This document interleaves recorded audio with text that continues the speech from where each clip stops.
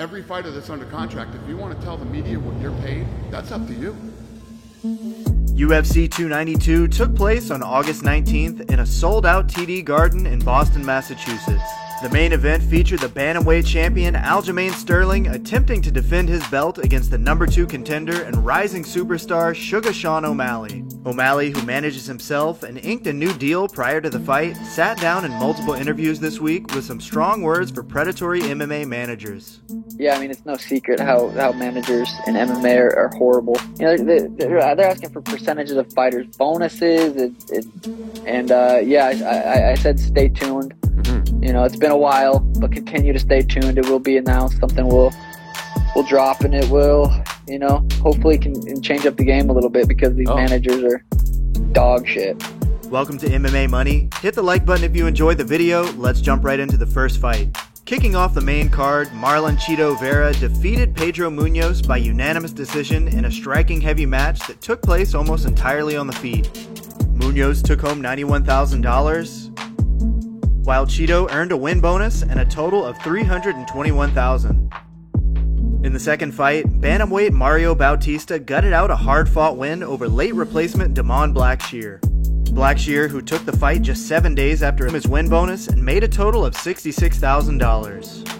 The third fight saw Ian Garry completely outclass fellow welterweight Neil Magny for all 3 rounds in a fight that saw one judge's scorecard read a rare 30-24. Garry attacked Magny's lead leg with kicks from the start, and by the end of the second round, he could barely put any weight on it. With his opponent on one leg, Garry opened up of $66,000.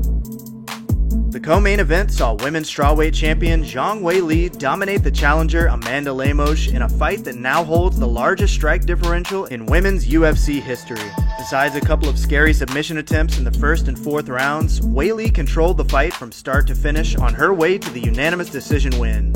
Lemos took home $250,000 guaranteed and $32,000 in fight week incentive for a total of $282,000.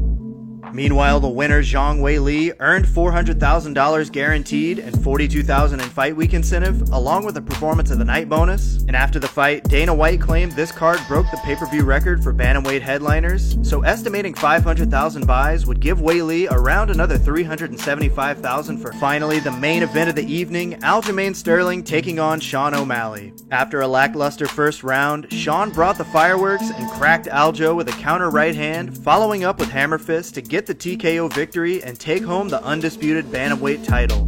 In a recent sit-down with Brett Okamoto, O'Malley said that even before 292, he felt like he was in a place financially where he never had to fight again. But his performance removed any doubt, as he'll earn pay-per-view points moving forward, and as champion will certainly see an increase in sponsorship opportunities.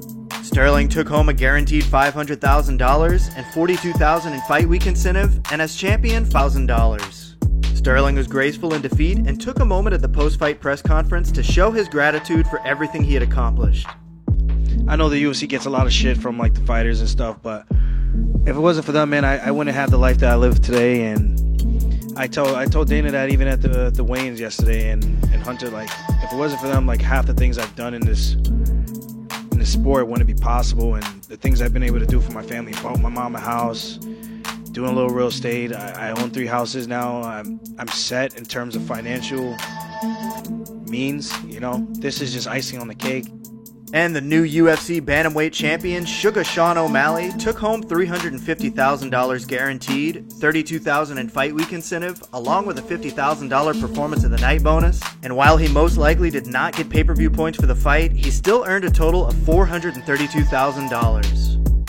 That's all for this episode. Neither the UFC nor the Massachusetts State Athletic Commission disclosed payout information, so the totals I've shown in this video are just estimates based on reports and past earnings. As always, hit the like button, make sure to subscribe, and click the links on the screen to catch up on the most recent videos.